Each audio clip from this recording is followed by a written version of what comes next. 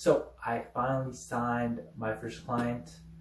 In this video, I'm going to be going over how exactly I did it from the outreach process to the sales call to closing the deal.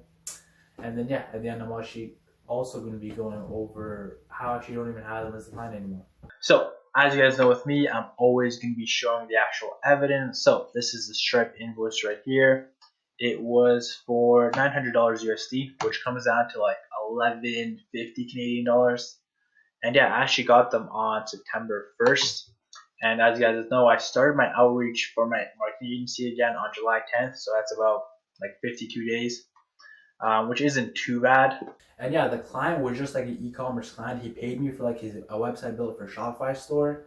And it's funny because originally when I restarted my agency, I was actually gonna go for the dentist niche. Even though I did like the 10 months of like drop shipping, I was still gonna go for the dentist niche. So it's nice to see like that drop shipping experience like pay off.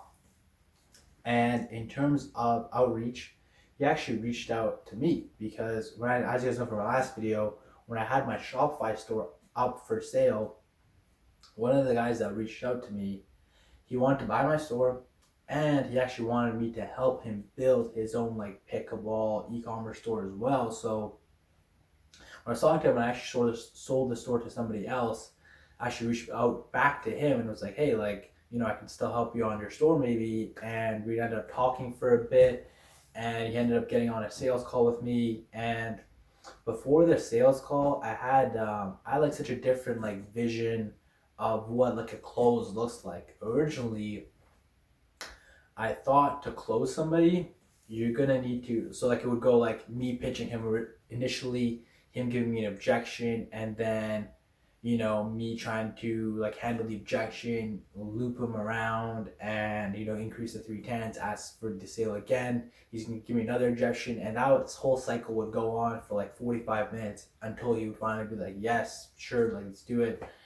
And what actually happened was it was actually a super easy sales call. Like I closed him within like 17 minutes. I didn't even like get a single objection at all, which kind of blew my mind because so originally when I had my marketing agency, when I first tried to do a marketing agency, I was going after restaurants. My strategy was I just walk into the restaurant and just talk to the owner, pitch the owner right then and there.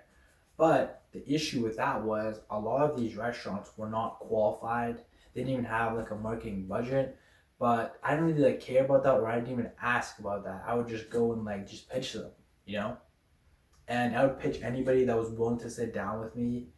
And I was sitting there like wondering why my closing rate is so low. And the problem was that I was pitching a lot of like unqualified prospects that weren't gonna sign, that didn't even like want to do marketing in the first place, or that didn't even have like the marketing budget for it. Like some of these guys would actually just even sit down with me because I actually showed up there like physically, like goes an email or a cold call that they can just like hang up on or leave on red. Like I was actually physically there, so some of them would sit down with me as like a common courtesy or whatever. But yeah, the things I learned from this client was that, well, first of all, this client reached out to me because he wanted to buy my Shopify store originally, and like so I already knew he had the budget because my Shopify store was a lot more expensive than the service fee I charged him. And I also know he was also interested because he actually already wanted to do a pickleball store. Like he already wanted that. It wasn't like I was trying to go reach out to him and like pitch him on a new idea or anything like that. Like he already knew about it and he already wanted to do it. So that's why the sales call was super easy. And yeah, in terms of like, even though like your first client's supposed to be like the biggest like deal in the world and you're supposed to celebrate and stuff, I didn't even like celebrate that much. Like what I did was I just played Heard 'Em Say and Amen by Logic just out my window, and I was just turning up to there, like just by myself, just celebrating. And like I didn't even like move the Stripe notifications, like the Stripe like phone notification. I just kept it there the whole day, and whenever I just open my phone, I just look at it. So yeah, it was good to get this small win. And in terms of the service delivery, I did it all myself. I just talked with him, gone like a few more calls after that, just setting up the store and everything like that.